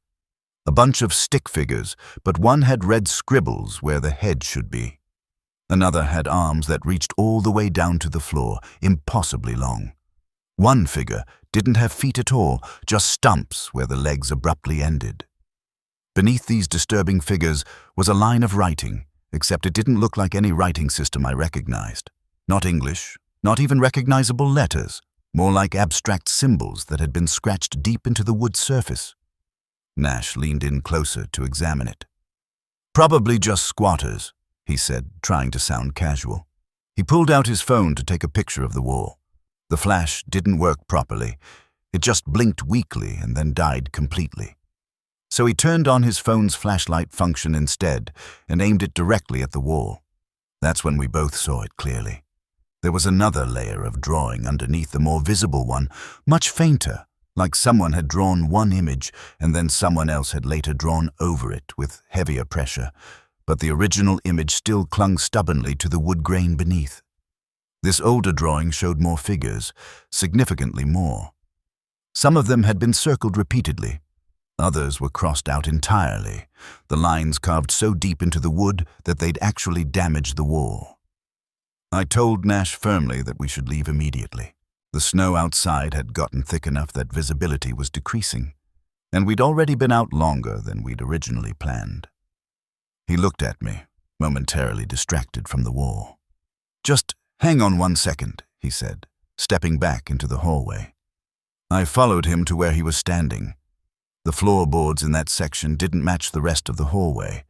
There was a square panel with a rusted metal ring embedded in the wood, clearly designed to be lifted. He pulled the panel open. There were no stairs leading down, just a dark hole descending into blackness below us. "Looks like a root cellar," Nash said, peering down into the darkness. "I think there's furniture down there." "Yeah," I said, my voice tight with anxiety. He didn't answer my question. Before I could physically stop him or protest further, he had one leg over the edge of the opening, then he dropped down and disappeared into the darkness below. I waited at the edge of the hole, holding my flashlight and pointing it downward, calling his name repeatedly. He didn't answer at first, and the silence stretched out uncomfortably. Then finally, his light blinked on below. I heard him saying something, but his voice sounded muffled and strange. Not like he was far away, but more like he was speaking through thick fabric, like something was literally covering his mouth. I leaned closer to the edge, trying to hear him better. "They're not drawn," he said very quietly, his voice oddly flat. "They're carved." Then nothing. His light went out completely. I shouted for him louder, my voice cracking with panic. No sound came back up from below. I pulled out my phone desperately. No signal bars, no GPS function working, just a useless piece of technology. Just me, crouched on the floor above a black hole that now felt like it actively wanted me to jump down into it too. Then I heard something moving below. A dragging sound across wood, sharp and fast, like nails scraping maybe. I scrambled backward away from the opening. My flashlight beam flickered and swung across the trap door opening, and I froze completely. A hand was resting on the edge of the opening, not reaching upward, not grabbing, just resting there motionless. The skin looked like stone, gray and brittle. The fingernails were split and curling backward like dried leaves. The hand didn't move at all. It didn't have to move to be absolutely terrifying. I ran. I didn't think, didn't plan, just bolted. I ran back through the upstairs hallway, down the stairs, through the open front door, and out into the heavy snow. My legs were shaking so badly I could barely stay upright. My breath felt like knives cutting into my lungs. I don't clearly remember how long I ran through those woods, just that eventually the trees opened up, and I saw the faint yellow glow of artificial light where we'd originally stepped off the main trail. I didn't stop running until I could see the outline of Nash's house in the distance. I slammed through the back door of the house screaming incoherently. Nash's mom nearly dropped a bowl of green beans she'd been preparing for dinner.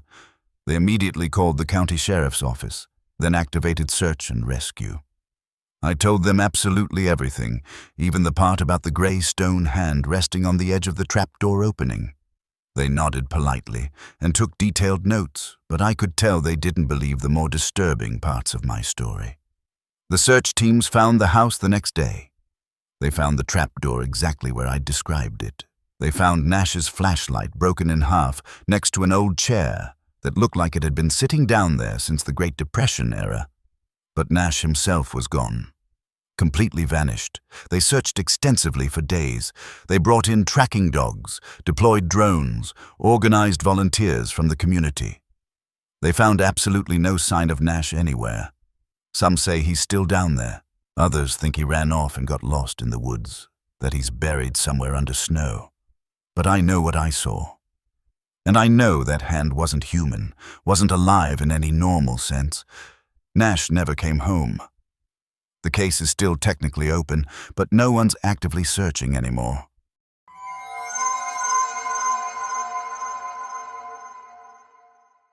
I was 33 years old when I agreed to finish out the winter week alone on Ridley Ridge, covering for another caretaker who'd had a family emergency.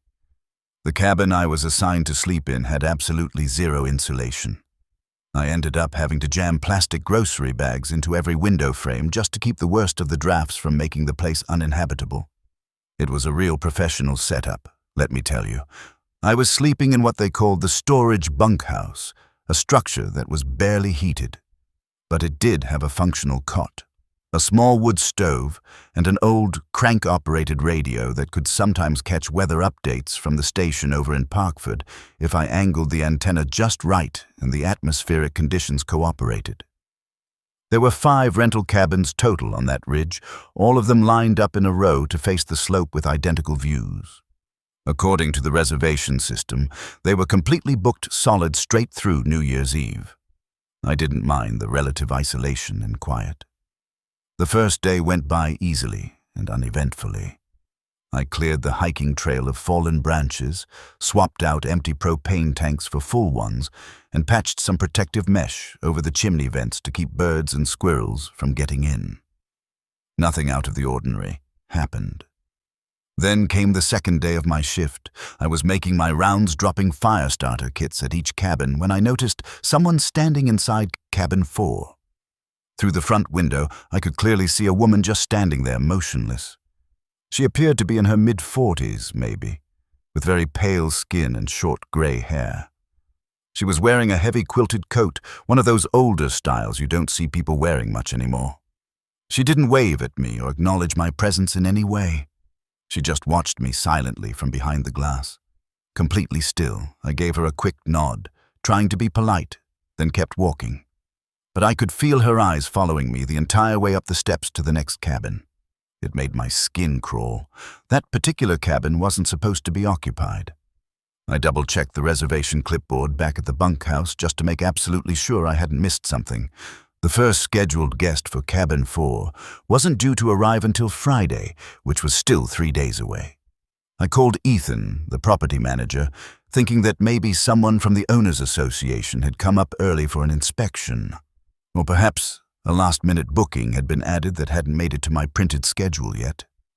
Ethan said no, there were no changes. Nobody should have the lockbox codes except official staff members. He sounded half asleep on the phone and didn't seem particularly concerned. Probably just a mix-up, he said vaguely.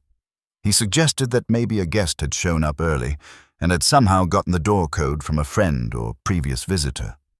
He sounded completely unconcerned, so I tried to let it go.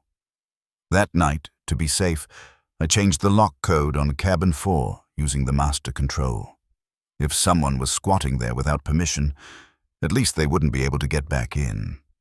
The next morning, I hiked down to the old creek bed to check on a water line that had been reported as possibly frozen. The inspection took about an hour. When I hiked back up to the main cabin area, I immediately noticed something that stopped me in my tracks. There were footprints in the fresh snow. Fresh ones, pressed deep and clear. Bare footprints, human bare feet. They formed a perfect circle around the bunkhouse where I was staying, one tight ring going all the way around the structure with the door at the center. The prints were all pointing inward, like someone had been walking in circles while facing the door the entire time. There were no tracks leading up to where the circle began, no tracks leading away, no shoes visible anywhere nearby. Just that perfect, impossible ring of bare footprints in snow that should have been far too cold to walk through without protection. I just stood there staring at them for several minutes, trying to make logical sense of what I was seeing. I hadn't heard anything unusual during the night. The wood stove in the bunkhouse is old and loud enough that if someone had been crunching around outside through snow, I absolutely should have heard it through the thin walls. That night, I slid the interior crossbar lock into place on the bunkhouse door. It wasn't the best security measure in the world, but it made me feel marginally better. I barely managed to sleep at all.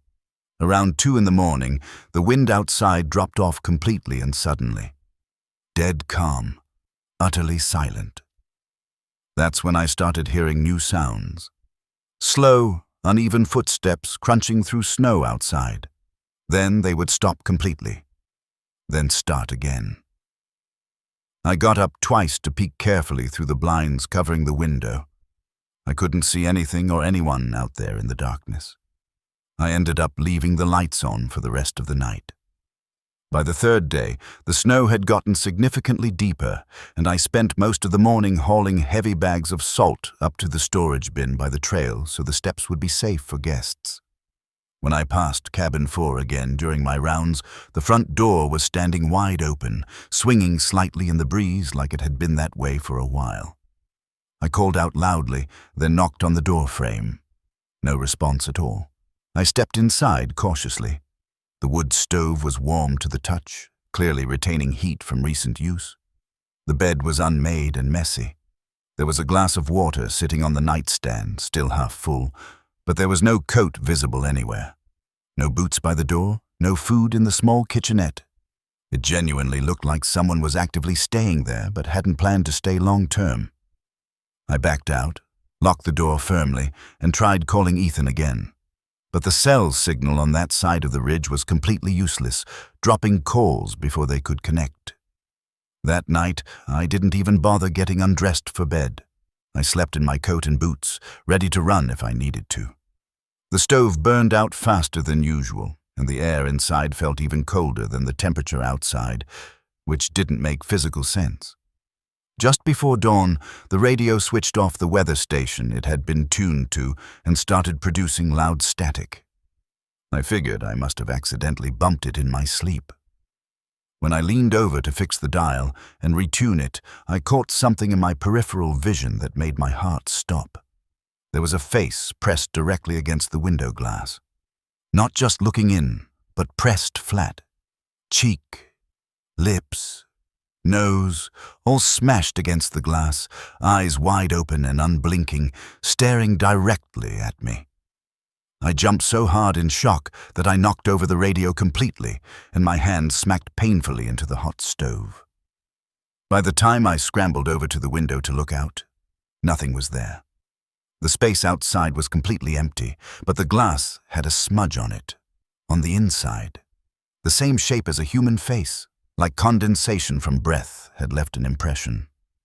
But the mark was on the interior surface of the glass, which would only be possible if someone had been inside the room pressing their face against it from my side. I didn't even make coffee that morning. I just packed a bag with essentials, wrote a quick note for Ethan explaining I was done and leaving early, and hiked down to where my truck was parked at the bottom of the ridge. The battery was completely dead. The emergency jumper kit I always kept in the back of the truck was gone. Just vanished. I walked around the entire vehicle thinking maybe someone had tampered with it, but there was no evidence of that. No tracks in the snow, no signs of anyone else having been near it. So I hiked back up to try the landline phone in the maintenance shed. The line was completely dead, no dial tone at all. From that point forward, I completely flipped my schedule around. I slept during the day when it felt safer and stayed alert through the nights. More face smudges started appearing on windows. First just one or two, then they seemed to multiply. One morning, I found one on the inside of the bunkhouse door. I absolutely had not opened that door during the night. I finally made the decision to move into cabin 2, which had thicker walls and better locks.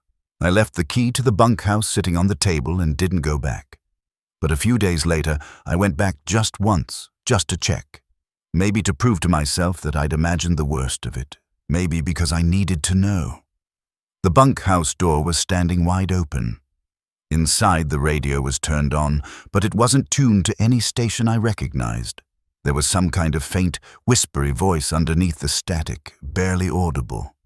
I leaned in close to the speaker, trying to make out what it was saying. It sounded almost like a name, but not my name. Something else. I switched it off quickly. When I looked up and turned around, she was standing outside. The same woman, same coat, same pale face, same gray hair. But there were no footprints in the snow around her. She was just standing there, having appeared from nowhere. I locked the bunkhouse and walked away without looking back. I didn't go near it again. By Christmas Eve, the snow had blocked the main access road completely. .22 rifle I'd borrowed from the maintenance shed for emergencies. I stayed holed up in cabin 2 with every curtain closed and every door blocked. Nothing happened that night, which almost made it worse. The next morning was quiet too, eerily so. Then right after lunch I heard knocking, but it wasn't on the door. The sound was coming from the outside wall, the one that faced straight down the steep slope. There was no ledge there, nothing to stand on. 3 slow, deliberate knocks. Then silence. Then 3 more identical knocks. I didn't move, didn't answer. Just sat there, holding my breath and gripping the rifle. An hour later, I heard footsteps. Not outside on the ground. On the roof. One slow crunch at a time through the snow that had accumulated up there, like someone was pacing back and forth directly above me. She never came to the windows again after that. But the next morning, I found my radio sitting on the front mat outside cabin 2. The same radio I'd left in the bunkhouse. The tuning dial had been twisted back to pure static. But when I held it up to my ear, I could hear my own name being whispered underneath the noise. That was it for me. That was the moment I was absolutely done. I packed everything I could carry in one load, hiked out across the frozen creek using a route that avoided the main trail, and made it 6 miles down the mountain to the ranger station. I told them I'd gotten snowed in and needed a tow truck to retrieve my vehicle. That's all I said. I didn't know how to explain anything else in a way that would sound sane. Ethan swore that everything was completely normal when he came back to check on the property a week later. No unlocked doors, no evidence of anyone being there. He said the cabin 4 guest had cancelled their reservation because of the storm and that the lockbox hadn't been touched. All the codes were unchanged. I handed over all the keys and never went back. Now I rent a 3rd-floor walk-up apartment in the city. It has no windows on the back wall, no radios anywhere. If someone knocks on my door, I always check the peephole first, and I only open the door if I absolutely recognize the voice of who's on the other side. Some things are better left in the mountains.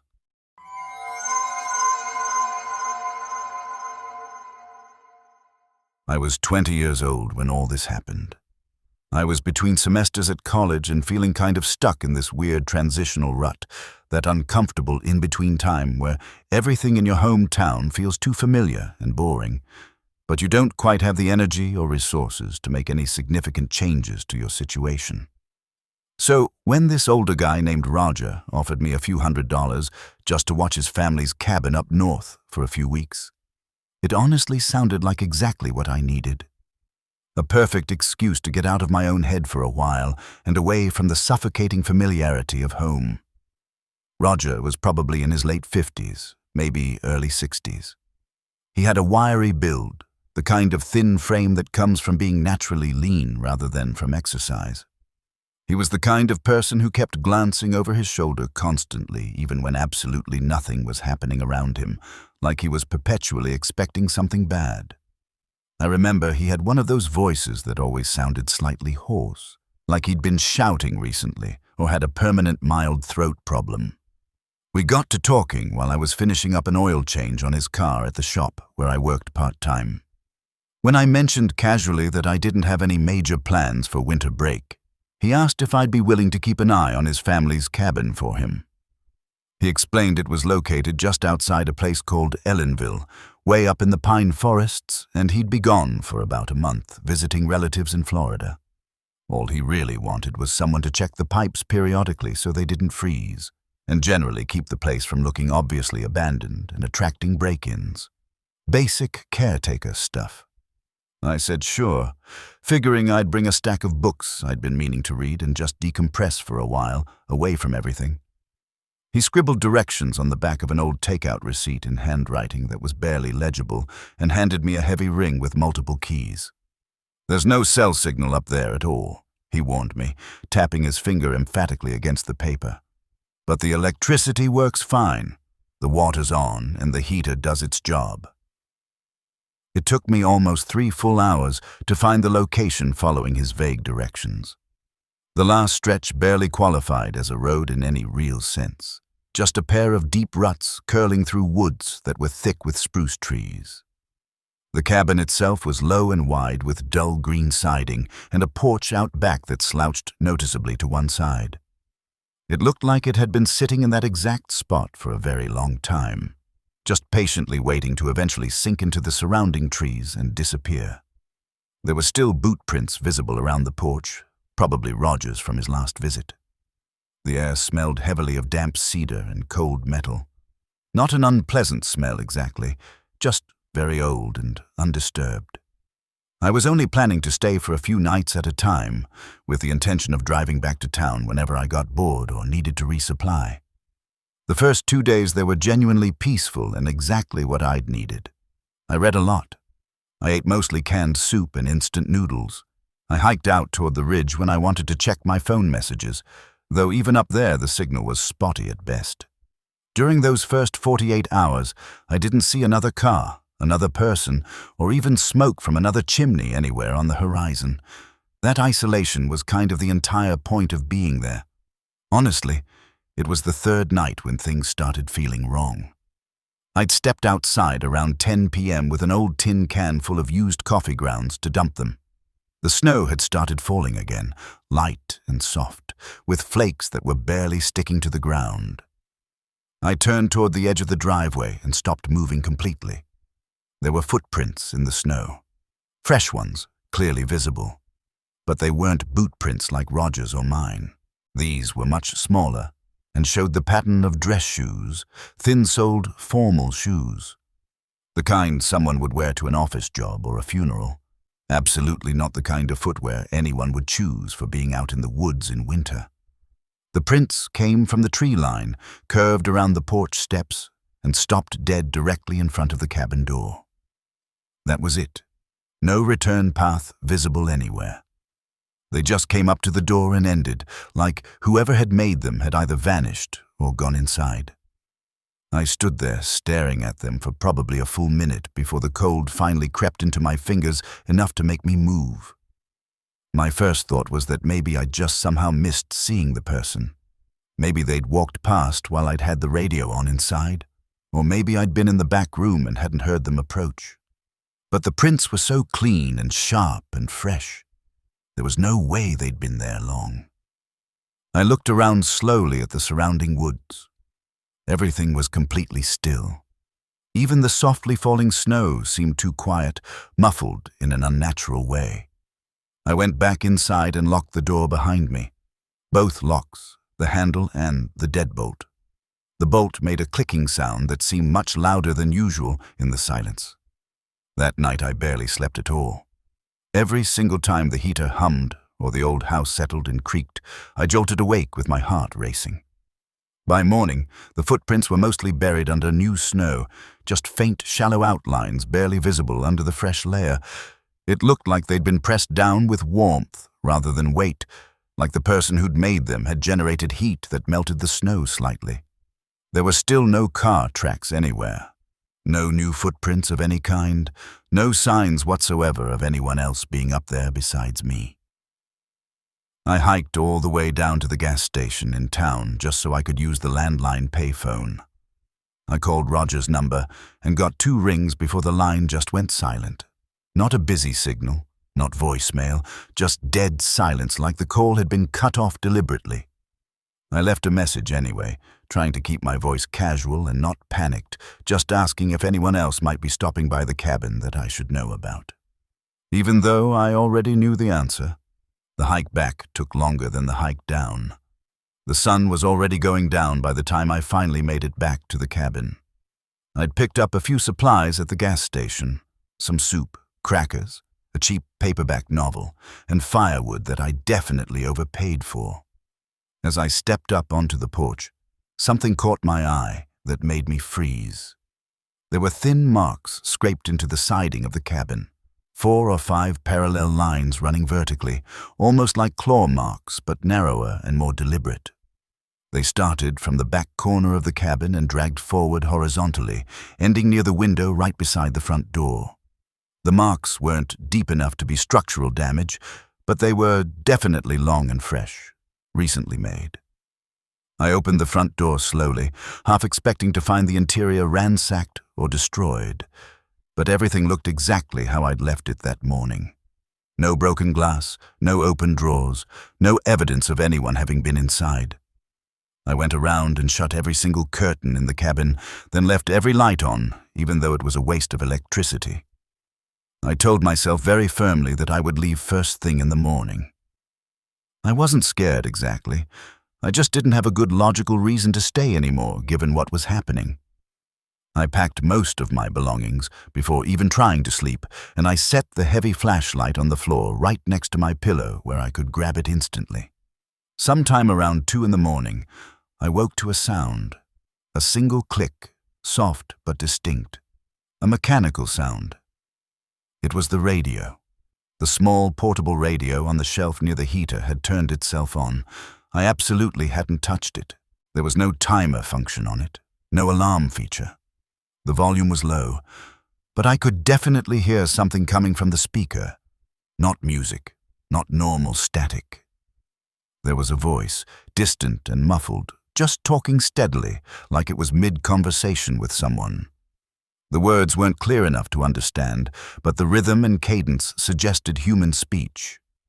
I got up and walked over to it, then reached out and switched it off firmly.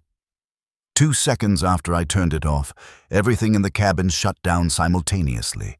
The lights, the heater, the refrigerator, all of it just gone instantly. No flicker, no warning, just complete darkness and total silence. I grabbed the lantern I'd been smart enough to keep nearby and checked the fuse box with shaking hands. Every single switch looked completely fine. Nothing had tripped. I closed the panel and turned around. The front door was standing open, not wide open, just cracked about 3 or 4 inches. Just enough space for someone to have slipped inside quietly without making obvious noise. The security chain was still swinging slightly from the movement. I stood there frozen with the lantern held out in front of me, trying desperately to hear anything. Breathing, snow shifting outside, any sound at all that would tell me what was happening. But it was absolutely dead silent. The only sound was the cold air sliding in slowly and steadily through that gap in the door. I stepped over and pushed the door shut hard, locked it again, then dragged the small kitchen table in front of it for extra security. I sat in the corner with the lantern on and didn't even try to sleep for the rest of the night. At first light, I left immediately. Didn't eat breakfast, didn't hesitate. I just shoved everything into my pack, pulled all the curtains closed, and locked the cabin door behind me for the last time. I checked the snow in front of the cabin one final time before leaving. Only my boot prints were visible this time. Nothing else. I didn't stop moving until I finally hit Route 40. I never went back to Roger's cabin. I never even called him to explain why I left early. Some places just aren't meant to be occupied. Thanks for listening. If you made it through all these stories, you probably understand why some places in Appalachia are better left alone. If you enjoyed this, make sure to like and subscribe. Leave a comment about which story affected you the most. Some say these places are still out there, waiting. I say let them wait. Don't go looking. Don't.